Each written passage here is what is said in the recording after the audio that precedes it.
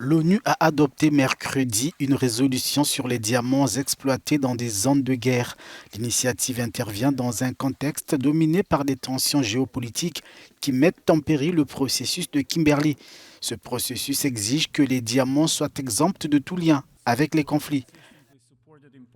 Malheureusement, mus par la notion de leur propre exceptionnalisme, les représentants des pays occidentaux ont décidé de saboter toute une série de coopérations internationales dans le secteur mondial du diamant pour servir leurs propres intérêts géopolitiques. C'est la troisième année consécutive que le processus de Kimberley se trouve soumis à une pression sans précédent de la part d'un groupe restreint des pays incapables de transformer le processus en un instrument. 82 gouvernements ont adhéré au processus.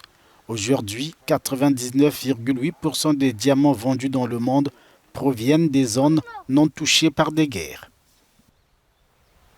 La raison pour laquelle nous soutenons ce projet de résolution est qu'il vise à lutter contre l'insécurité alimentée par les diamants de conflit.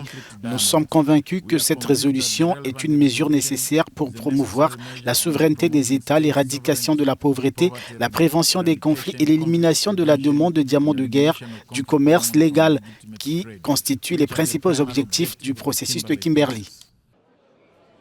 Avant ce système de certification reconnu à l'échelle mondiale, les diamants du sang représentaient jusqu'à 15% du marché mondial de ces pierres précieuses, selon l'Organisation des Nations Unies.